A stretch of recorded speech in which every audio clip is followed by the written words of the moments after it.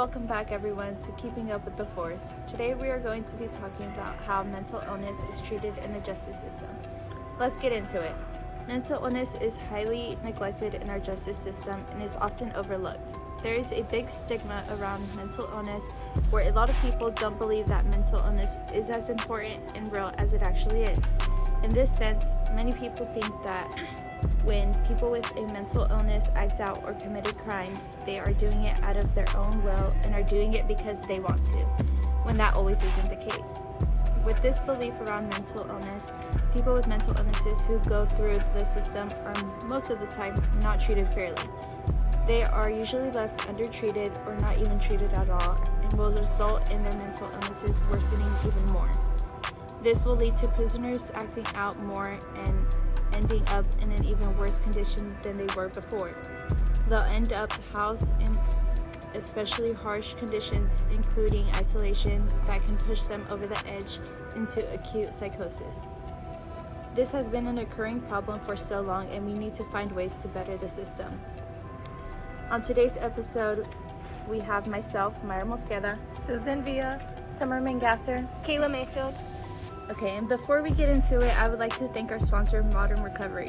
It's a free consultation online service. Modern Recovery provides a personalized treatment plan that focuses on you, your challenges, your goals, and your future. You can go to modernrecoveryservices.com to get started. Once again, thank you to Modern Recovery for sponsoring us. First, we will be talking about the history of how mental illness have been treated in the justice system. Well, in a specific case of Trina Garnett, her story and what she went through was very difficult. After reading her story, it made me realize how people can get affected by mental illness with their experience at home in their day-to-day life. Trina grew up in the poorest section of Chester, Pennsylvania, where there were high rates of crime and unemployment. Also, the worst ranked public school system. Close to 46% of the city were living below the federal poverty level. Now, Trina Garnett had intellectual disability at a young age. She was homeless and had suffered severe abuse, trauma, and mental illness. She was the last of 12 children. Her father brutally beat and raped her mother, and her siblings. Her upbringing was traumatizing for her. She would become so ill that she would have to be taken to the hospital and would never stay long enough to recover. Now, one night, Trina and her sister tried entering a house to talk to some boys, and since it was so dark, Trina decided to light a match to be able to see. She accidentally lit the house on fire and killed 2 people who were in there. She was tried in an adult court and was then charged with second-degree murder and sentenced to die in prison. While she was in prison, she was raped by an officer and was impregnated. After being constantly neglected, she became severely emotional and physically ill with multiple sclerosis. I definitely think that the things that Trina went through were not okay. Even how she was treated in prison, where she should not have been treated like that at all, was not okay. And I think it added to her mental health and how she was treated overall was just not okay. Well, yeah, like ever since she was little, like especially at a young age, like going through like all that situation, she's like young. Like it's harder for them like to grow up and to think about like everything they went through, and that can really affect them while they're growing up as an adult. So I think that what is cause for like mental illness as well. Definitely. Even how she was treated like that by her own family, those are people that you're supposed to trust. Especially her father beating her. Exactly. And raping the mom and the sisters, that can cause an effect. Really, and it's pretty traumatic. It is. Well, yeah, especially while mental illness can play a big role in someone's life, In one of the article I read, it stated when someone has mental health condition, it can impact how they think, feel, and behave. It can also impact their physical health, and with anyone who finds themselves in an unexpected situation, they may feel overwhelmed, experience feelings of grief and loss, and be fearful of the future. Definitely, this creates a distrust with themselves, Oh yeah, especially even with other people.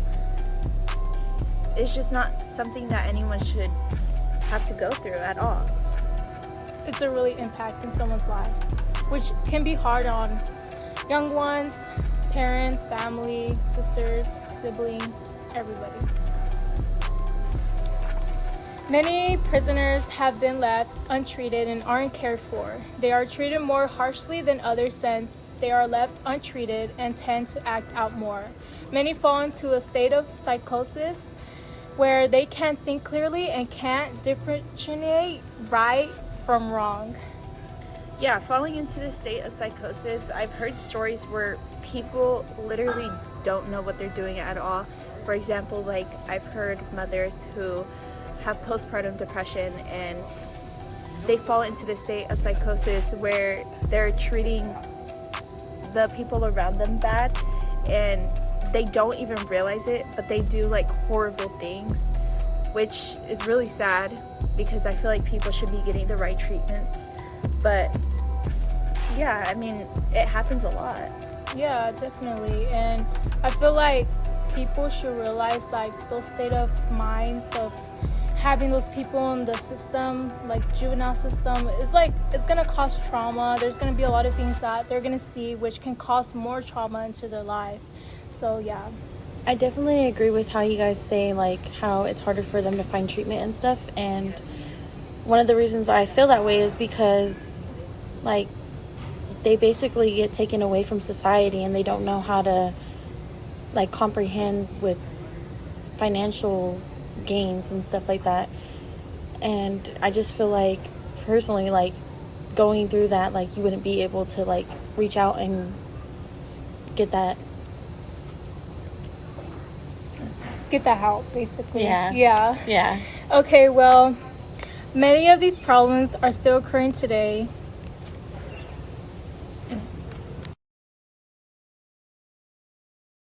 Next, we will be talking about current problems that are still happening within the system.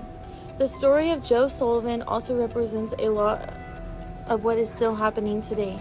Sullivan suffered from mental illness in prison.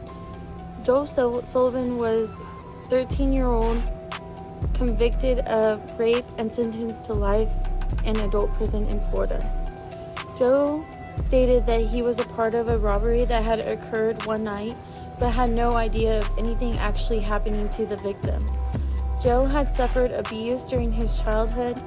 He was also physically abused and severely neglected while in prison. Joe was raped repeatedly and wasn't treated fairly. He attempted suicide several times and developed multiple sclerosis. This continued to deteriorate his mental health more and more.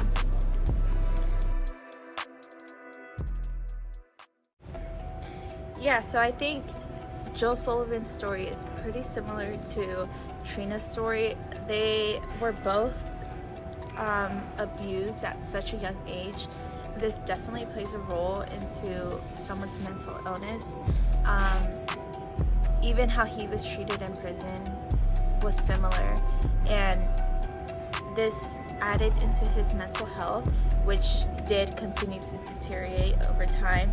I did see that he did have thoughts of harming himself in prison due to how they were treating them in there. Yeah, that's where I want to talk about, because I feel like the juvenile system doesn't like have like, let's say like help and treatment for them. That's why they're over here like having suicidal thoughts and just like needing help and calling for help, basically.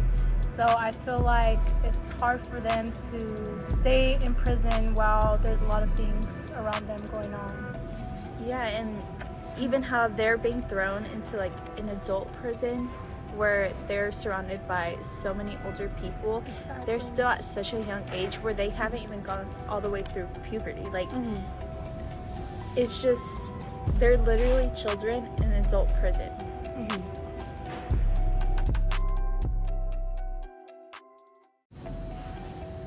The current problems with the system of prisoners who have mental illness are mostly abuse. They are taken advantage of and often looked down on. With this negative outlook, they are sentenced to prison longer than other people and are more isolated. This leads to inmates wanting to commit suicide or self-harm. The system in prison is corrupt. Prisoners don't get the help they need to be able to let mental illness affect them. And as it states in one of the articles we went over, according to the prison policy, inattentive, the U.S. prisons and jails incarcerate a disproportionate amount of people who have a current or past mental health problem, and facilities are not meeting the demand for treatment. Police are often used to respond to mental health crises, despite their involvement frequently resulting in violence or incarceration. Yeah, so I think them not meeting the demand for treatment is totally not right, because if they have any type of mental illness, I feel like they should be treated for it. Like, it shouldn't be left untreated, because it's just going to get worse over time. And there will be more rates of people having suicidal thoughts and more of death in prison, more of a lot of mental illness rising to the system. Exactly, and that's happening a lot right now. Like, we're seeing it everywhere. Oh yeah, definitely. I definitely agree, and to be more specific, there are higher rates of women with mental illness to be incarcerated than men. And another article states, women prisoners have even higher rates of mental health problems than men. Almost 3/4, which is 73% of women in the state prison, have mental health problems, compared to 55% of the men. And I definitely think of what I had said before about women having postpartum depression definitely plays a part into the higher rates of women being incarcerated, just because they do fall into that state of psychosis whenever they're just so depressed and like overwhelmed with everything that's going on. Yeah, I think that just has a big factor into women being more incarcerated than men. Which I likely agree, because I feel like men also, like, they also get incarcerated in jail, but also, like, there are more men in jail than women, if that makes sense. And because of that, these are all the things that need to be changed. After talking about Trina's story and the history of mental illness in Joe Sullivan story, now we are going to be discussing solutions that are current, that can be fixed, and that are happening now. What I feel like is mostly happening right now is suicide attempts and people having thoughts on hurting themselves due to the treatment that they were receiving while being incarcerated. While I think this is a problem, I feel like there's more growing rates of people committing suicide throughout the year, which needs a solution for those people. This needs to be a problem made in which the system does wellness checks for people who are in prison. Even though they are in there for bad things, it's still important to check in on people. This helps them know that they are not alone and have someone they can talk to. Yeah, definitely. I think programs will help a lot of the people that are going to be incarcerated, because, like, they're getting help from a program, which, you know, that's what they need. So, yeah. Yeah, I think this would be a type of treatment that's beneficial to even people who don't have a mental illness. You know, everyone needs just kind of someone to talk if to. they're going through something. Yeah, exactly. So yeah, I think this could be beneficial for everyone. And I definitely have to agree with this too, because I feel like having someone to talk to, like whether it be like just a regular person or a specialist, it could also help them as far as like getting through that mental illness and not committing suicide or something because of what they're going through. Another thing that we could do is give people information and help when they need to talk to someone, like a therapist or someone who they trust in general. Giving them an option on who they can talk to is important since every person is different on who they feel most comfortable with. Definitely, we all need therapists, right? Yeah. Because like, man, we all go through things and like it's hard for us. Like, Exactly. And there can be especially to, like, build it up. yeah, and there's people that are being incarcerated that they're just in jail just for a month or 6 months, and it's just, you know, we all need therapy. Yeah, and even them, I feel like it's even worse for them because they're just locked up all the time and being with their thoughts for In so a jail long. cell. Being isolated. Exactly. Yeah. I think just being isolated so much can just Affect a person. Yeah, and talking to someone can help them a lot. Lastly, before anyone is sentenced away, we should create a system where people have to go through something to check if everything is okay with them. This helps who has any mental illnesses. This can prevent people from being mistreated or even untreated at all. It can also lead to people having the ability to get out of prison and create a way to have a good life. Definitely, because that's why we mentioned earlier that we should have therapists and programs because it can help their thinking, it can help their life, how the way they do things differently in life, basically. And I feel like it's a more chance that it can change their mental illness and help them get out of prison and have a better life than before their situation. Yeah, and throwing them back into society without checking in on them and seeing if everything is okay with them is not going to help anyone at all, because I feel like they can easily fall into that state where they're just not acting out in their own will, but just because they have like a mental illness, and leaving them untreated and not checking in on them is just going to put them right back in prison. Exactly. And I agree. I also feel like them going and getting treatment is going to help them get back on their feet and break the chain. Definitely. Being able to live in the society. Exactly. Because you're so used to being in jail. Yeah, well, I think these are all good ways that we can help someone get through tough things like this. Yeah, it will help a lot. Yeah. Lastly, before anyone is sentenced away, we should create a system where people have to go through something to check if everything is okay with them. This helps who has any mental illnesses. This can prevent people from being mistreated or even untreated at all.